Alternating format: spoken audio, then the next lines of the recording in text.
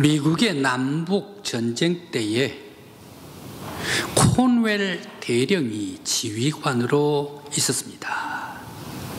그런데 적에게 아주 밀리다가 그만 자기의 쥐봉과 같은 이 칼을 놔두고 그냥 후퇴해버리고 말았습니다. 지휘관이 칼을 놔두고 후퇴를 했다. 이것은 굉장히 수치스러운 것입니다. 나중에 알고 이제 자기가 갈 수가 없기 때문에 거기에 조지 링이라는 소년에게 시켜가지고 칼을 좀 가져와라. 어디에 놓여 있다라고 얘기를 했습니다. 이 소년이 힘차게 달려갔습니다. 적진에 달려갔습니다. 칼을 찾았습니다. 가지고 돌아옵니다. 거의 다 돌아오는데 그만 총에 맞았습니다. 그러면서 총에 맞으면서 피를 흘리면서도 이 대령에게 코넬 대령에게 칼을 바쳤습니다. 그러면서 이 조지 링이 하는 얘기가 대령님 저는 죽음도 두렵지를 않습니다. 예수님께서 나와 함께 하시기 때문입니다. 친구 되신 예수님께서 나를 다시금 부활시켜 주실 줄 믿습니다. 그렇게 되기 때문에 저는 죽음도 두려워하지 않습니다 라고 하면서 칼을 받치고 그만 숨을 거두고 말았습니다. 그때의 이 코넬 대령이 어떻게 된 이 소년이 저렇게 예수를 잘 믿는가, 원망 하나 하지도 않고 순종하면서 그러면서 두려워하지 않는가, 무엇 때문에 두려워하지 않는가, 큰 감동을 받았습니다. 그러면서 이 소년 앞에 무릎을 딱 꿇으면서 오 주여 저는 바로 이 소년이 부활 생명으로 믿는 예수 앞에 내 생명을 다 바쳐서 살겠습니다 라고 결단의 각오의 기도를 올렸습니다. 그러면서 이 코넬은 하나님을 알기 위해서 자기가 신학교를 갑니다. 그러면서 나중에는 자기가 코넬 신학교를 세워버립니다. 자기의 이름을 따가지고 말입니다. 바로 그 안에다가 또 더 큰 템플 대학을 세웁니다. 템플 대학은 세계적으로 아주 유명한 그런 대학입니다. 그런데 이 템플 대학에서 주는 상이 있는데 템플상이 있습니다. 많은 분야의 노벨상이 있는데 종교의 노벨상은 없답니다. 그렇게 되니까 종교의 노벨상을 제정을 하자 해가지고 템플상이 대신해서 바로 이 제정이 됐습니다. 그러면서 템플상을 주는데, 참고로 여러분들 잘 아시겠습니다만 1992년 우리 이 한경직 목사님께서 우리나라의 템플상을 받으셨습니다. 조지 링 소년에게는 죽음이 불행했습니다. 그러나 죽어가면서도 부활하신 예수님을 믿었던 그 믿음이 코넬 대령의 삶을 완전히 변화시켰습니다. 부활하신 예수님을 위하여 살게 했습니다. 그러면서 훌륭한 템플 대학을 세워서 세계 많은 사람들에게 유익을 주는 그러한 일을 하게 했습니다. 오늘의 성경 말씀은 바울 사도가 고린도 교회 성도들에게 보낸 편지입니다. 그는 편지에서 부활하신 예수님께 베드로와 12 제자와 그리고 500여 형제들과 야고보와 사도들에게 다 보이셨는데 맨 마지막에 나에게도 보이셨다라고 말하면서 저는 맹렬하게 복음을 전파합니다 라고 이렇게 각오의 다짐을 고린도 교회에다가 편지로 보내고 있는 말씀입니다. 오늘 이 말씀 속에서 바울 사도는 고백을 하고 있습니다. 그는 고린도 교회 많은 성도들에게 편지를 보내면서 이 만삭되지 아니한 나에게도 부활의 예수님께서 보여주셨다, 나타나 주셨다라고 고백을 하고 있습니다. 그러면서 그는 어떤 사람이었습니까? 옛날에는 많은 사람을 억압을 했습니다. 예수 믿는 사람들 그리고 복음 전파하는 사람들을 박해했습니다. 의인들을 감옥에 집어넣었습니다. 그러면서 교회를 핍박했던 사울이 바로 이 바울이 되고 사도가 되어가지고 왜 이렇게 복음을 전파할 수가 있을까?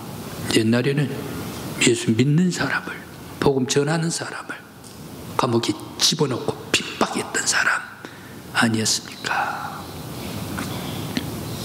왜 자신과 같은 사람이 안디옥, 이고니온, 루스드라, 데베, 구브로, 이고니온, 데살로니가, 베레아, 아덴, 그리고 고린도, 갱그리아, 이런 수많은 소아시아 지방과 그리고 이 지중해 연안의 많은 도시를 온 세계를 다니면서 복음을 증거하고 예수 그리스도를 믿으라, 그가 우리의 구원주이시다라고 다니면서 복음을 전파했을까 생각을 해봅니다. 그리고 왜 고린도 지역 성도들에게 거룩한 복음을 외치고 있을까? 구원받으라고 전파하고 있을까? 왜 초대교회 7 집사 중에 성령 충만하고 지혜가 능력도 뛰어난 주님의 사랑받는 능력자 스데반을 죽인 사울이 왜 바울로 변해 거룩한 복음을 전파하고 있을까? 그런데 사울이 회개했다 하지만 다시금 옛날에 악한 일로 돌아가 버리면 어떻게 하려고 이 사도 바울로 만들어가지고 복음을 증거하게 했을까 생각을 해봅니다. 아마 나이가 조금 드신 연차가 계신 분들께서는 이 이름을 잘 알으실 것입니다. 조세형. 어떤 사람입니까? 대도 아닙니까? 대도. 1970년, 1980년 그 시대에 아주 부잣집, 관리인집, 그런 집들만 털었습니다. 절도를 했습니다. 그러면서 그때에 그 사람들 집에 들어가서 절도를 하면서 이제 관리인들이 이 높은 그런 벼슬을 하는 사람들이 사치하면서 산다라는 것을 온 나라에다가 밝혔던 사람이 바로 이 조세영 아닙니까? 그러면서 부잣집만 털면서 가난한 집에다가 가난한 사람들에게 돕는다라고 해가지고 의적이다, 로빈훗과 같이 의적이다라고까지 미화시켰던 사람이 조세영입니다. 근데 그가 잡혔습니다. 그래 감옥에 몇십 년 동안 들어갔다가 나왔습니다. 나와가지고 그가 뭐라고 얘기를 했습니까? 그가 이제 다시는 내가 절도하지 않겠다, 다시는 악한 일에 내가 가지 않겠다라고 단절을 했습니다. 선포를 합니다. 그러면서 나는 예수를 믿고 세례를 받고 사역자가 돼서 목회자가 돼가지고 사역자가 되겠다라고 이렇게 얘기를 했습니다. 전도사 사역을 보았습니다. 그런데 2022년 최근에 작년입니다. 용인 전원주택에서 신고가 들어왔습니다. 왜 이렇게 좀도둑이 많은가? 어떤 집은 150만 원, 어떤 집은 180만 원. 집들이 많이 털려요, 집들이. 그러니까 동네 마을 사람이 고발을 했습니다. 인근에 많은 그러한 사람, 좀도둑이 많이 있는가 봅니다 라고 고발을 했습니다. 찾아봤죠. CCTV로 찾았는데 거기에 CCTV에 누구의 흔적이 있습니까? 바로 이 조세형 흔적이 보였습니다. 그래서 자고 있는 조세형을 붙잡아가지고 감옥에다가 집어넣어버리고 말았습니다. 그가 이 용인 지역에 1년 전에 3,300만 원을 절도를 해가지고 그가 다시 감옥에 가버리고 말았습니다. 그는 목회자가 되겠다라고 했지만 결국 그 버릇 버리지를 못하고 다시 좀도둑이 되고 말았지 않는가. 바울 사도도 사람을 투옥시키고 의인을 죽이는데 앞장서는 사울이 왜 열정적으로 복음을 전파하는 사람 행여나 다시 되돌아가 버리지는 않을까 염려되는데 왜 주님께서는 사울을 바로울로 만들어가지고 오늘 고린도 교회까지 복음을 전파할 뿐만 아니라 온 세상에다가 복음을 전파하는 사도로 만들었을까 생각을 해봅니다. 사울이 자기가 하던 일이 악한 일인 것을 알고 스스로 그가 그 길을 버렸었던가? 아닙니다. 자기가 율법이 싫어서 개종했는가? 그것도 아닙니다. 또 사울이 지식이 뛰어나서 많은 사람들을 설득했던가? 그것도 아닙니다. 그가 온 지중해와 소아시아에 있어서의 복음의 말씀을 증거한 사도가 될 수 있었던 것은 부활하신 예수 그리스도께서 그에게 찾아와 주시고 그를 택해 주시고 그를 완벽하게 인생을 개종시켜 주셨기 때문에 그는 사도 바울은 복음의 전도자가 되었다라는 사실입니다.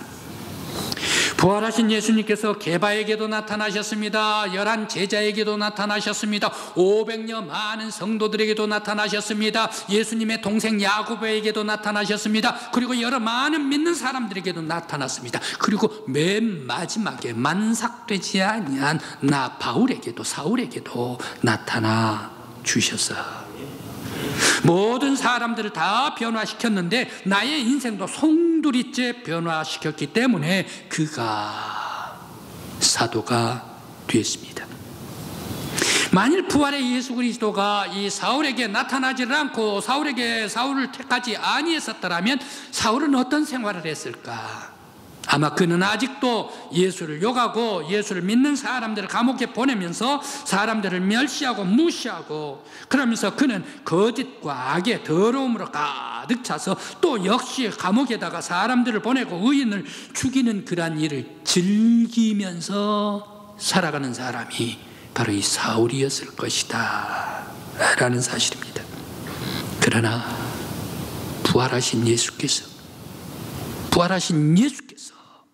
이 악한 사울에게 찾아와 주시고 그의 모든 악행한 모든 삶을 다 개종시켜버리고 변화시켜버리고 거듭난 새 사람 만들게 해주셔서 이제 예수를 복음을 증거하는 사도로 만들어 주셨기 때문에 오늘도 맹렬하게 열심히 복음을 증거하고 있습니다. 율법의 수호자로 반대자들 가차없이 죽이고 자기 손으로 처형했던 사악하기 그지없던 사울에게 부활의 예수 그리스도께서 나타나셔서 인생을 송두리째 변혁시켜 주셨기 때문에 사도가 되었습니다. 사울을 변화시켜서 바울 만들어 주시고 악한 사람을 변화시켜서 예수의 사명자로 만들어 주셨던 부활의 예수 그리스도께서 오늘 여러분들 위해 함께하여 주시기를 간절히 기원합니다. 여러분들의 영혼에 찾아와 주시기를 간절히 기원합니다. 나의 모든 마음들, 세속적인 마음들, 죄의 마음들 다 변화시켜 주시고 새 사람 되게 해주셔서 하나님께 영광 돌리는 거룩한 하나님의 사람 전도자로 세워주시기를 간절히 기원합니다. 오늘 부활주일에 우리는 왜 하나님께서 무엇 때문에 우리에게 예수를 십자가에 보내시고 죽으신 예수를 부활시키셨을까? 왜 예수를 우리들에게 보내주시고 십자가 달려 돌아가시게 하고 사흘 만에 다시 부활하게 해주신 이유가 무엇일까? 생각을 해봅니다. 바로 그것은 부활하신 예수가 온 세상, 온 우주의 주인이시며 통치자이시다라는 것을 하나님께서 부활을 통해서 모든 세상 사람들에게, 세상에게 알려주시고 있습니다. 부활하신 예수가 세상 사람들의 구원주이시다, 이렇게 죽으셨으나 다시 사신 바로 이분은 누구인가? 하나님의 아들이다, 메시아다, 우리의 구원주다. 바로 이것을 알려주시고 있습니다. 뿐만 아니라 마귀가 인간을 유혹해서 올가매어 파멸로 몰아가는 죽음의 세계를 예수의 부활로 말미암아 완벽하게 죽음을 깨뜨려버리고 온 인류를 생명으로 인도해 주신 분이시다. 모든 마귀를, 사망의 권세를 다 깨뜨려버리시고 부활로 말미암아 승리하신 분이 예수 그리스도시다. 이것을 우리들에게 알려주시기 위하여 예수를 보내주시고 부활시켜 주셨습니다. 너희 모든 세상 사람들은 부활하신 예수께 감사하고 믿고 구원을 받으라. 그리고 하나님께 영광 돌리라. 이것을 위해서 부활시키시고 역사해 주신 줄 믿습니다.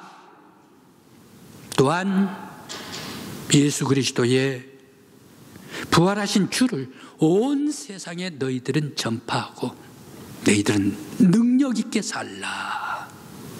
부활의 은혜 받고 부활의 능력 속에 살아가는 성도들이 되라. 바로 이것 때문에 예수를 부활시켜 주시고 우리들에게 부활 신앙을 주신 줄 믿습니다.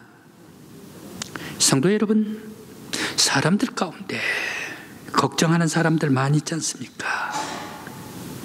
연약한 사람들 많이 있습니까? 근심스러운 사람, 수심 많은 사람, 수심하다가 자기 전부 다 싸질머지고 걱정, 근심 모든 거 다 싸질머지다가 보니까 우울증 걸리고 우울증이 깊어지다가 보니까 오랜 세월이 지나가다가 보니까 정신병 들고. 그런데 한 가지 여러분들에게 귀중한 것 알려드립니다. 저는 의사는 아닙니다만은 분명한 것은 예수 부활의 능력을 받아가 살아가는 성도들, 부활의 은총 받아 사는 사람들, 부활 능력 속에 사는 사람들, 걱정, 근심, 염려 다 물리치는 줄 믿습니다. 걱정이 없고 염려가 없으면, 수심이 없으면 우울증 없고, 우울증 없는데 무슨 정신병이 있습니까? 예수 그리스도의 부활의 주님을 모시고 부활 신앙으로 살아가는 사람들은 모든 삶 속에 능력 있고 힘 있게, 그리고 은혜와 축복 속에 살아가는 줄 믿습니다. 우리 모든 성도 여러분, 부활 신앙을 가지면서 능력 있게 살아가는 성도들 되시길 바랍니다. 바로 이 부활 신앙을 가질 때에 바로 예수 안에서 걱정 물리칩니다. 염려 다 물리칩니다. 심지어 악한 마귀 시험하는 유혹하는 것들, 사탄 다 예수의 십자가의 능력으로 물리쳐버립니다. 그러면서 은혜 속에 살고, 소망 속에 살고, 기쁨 속에 살고, 주와 동행하면서 살고, 부활의 능력 속에 살아갈 때에 우리 주님께서 놀라운 은혜와 축복을 베풀어 주시는 우리 강국교회 모든 성도들 되시기를 간절히 기원합니다. 요한사도 말입니다. 요한사도의 일생을 보면 젊었을 때 한 성깔께나 한 사람이 요한 사도였습니다. 마태복음, 마가복음 3장 17절 말씀에 예수님께서 이 요한을 어지간했으면 요한과 그 형제 야고보를, 야, 너 이름 좀 바꾸자 말이야, 별명을 지어줬을까? 나는 보아너게스다 말이야, 천둥의 아들이다, 번개의 아들이다 라고 말씀을 하셨을까? 예수님께서 별명 지어준 이름이라니까요. 얼마나 성깔이 번개불같이 급했으면 말입니다. 그런데 또 이 요한이 어떻습니까? 과격하기까지 합니다. 엄청나게 과격했습니다. 누가복음 9장 54절 55절 말씀에 사마리아 사람들에게 향하여 요한이 예수님에게 청혼을 합니다. 예수님께서 한참 이제 갈릴리에서 예루살렘으로 사흘길인데 하루 묵어 가야 됩니다. 그 묵어 가는 중심에는 사마리아 지역을 통과하게 됩니다. 반드시 사마리아에서는 하룻밤을 자야 됩니다. 걸어 다녔기 때문에. 그래, 하룻밤 어디에서 묵나, 어느 집에서 묵나, 이것을 예수님께서 제자들과 더불어 함께 상의하고 있었습니다. 근데 제일 막내 요한이 뿔쑥 예수님한테 말을 가운데 끼어들어가지고, 예수님, 사마리아 사람들이 우리들한테 방을 빌려주질 않냐면 천둥을 쳐가지고 이 사마리아 사람들 전부 다 불태워 없애버리십시다 라고 이렇게 얘기를 합니다. 그것을 예수님한테 청원합니다. 그래서 우쭐거리면서 사마리아 사람을 불러 멸망시켜버리십시다 라고 예수님께 청했던 과격한 사람이 젊었을 때의 요한 아닙니까? 엄청난 요한 아닙니까? 그런데 요한 1서, 요한 2서, 요한 3서, 똑같은 요한이 썼던 이 요한 3서 아닙니까? 바로 그것은 뭐라고 얘기를 합니까? 사랑하는 자여, 우리가 서로 사랑하자. 사랑은 하나님께로부터 온 것이니 우리가 서로 사랑하자. 우리가 서로 사랑하면 하나님의 자녀가 되는 것을 알리라. 우리가 모두 다 서로 하나님의 사랑으로 사랑하자. 세상이 언제는 불질러 버리십시다, 언제는 꼬설라 버리십시다 라고 과격한 얘기를 했던 사람이 이제 나이가 늑수루하게 되어가지고 모든 사람들 사랑합시다 라고 이렇게 얘기를 하지 않습니까? 무엇이 요한을 이렇게 바꿔버렸을까? 무엇이 급한 성격, 무엇이 번개와 같은 성격, 이것을 완벽하게 바꿔가지고 너그럽고 따뜻하고 온유하고 사랑스럽고 섬기고 은혜로운 요한이 되게 했을까? 그뿐만이 아닙니다. 우리가 지금 요한계시록을 수요기도회에 하고 있습니다.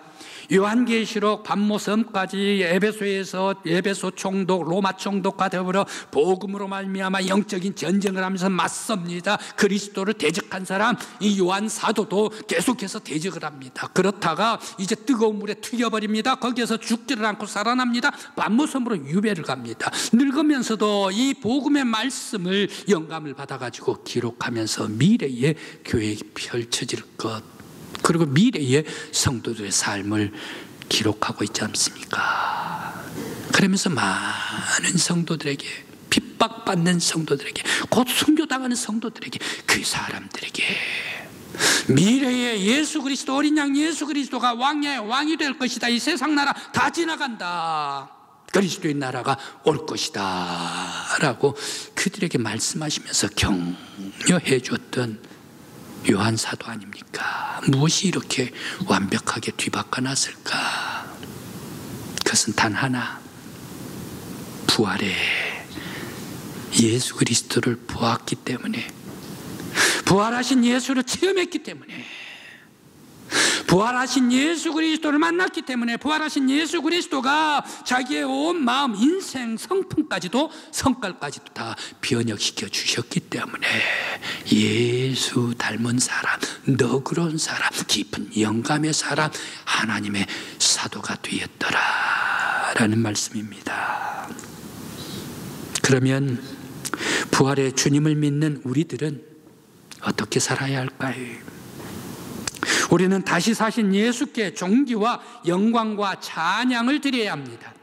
나의 연약함을 인정하고 부활의 주님 앞에 겸손히 순종하면서 살아야 합니다.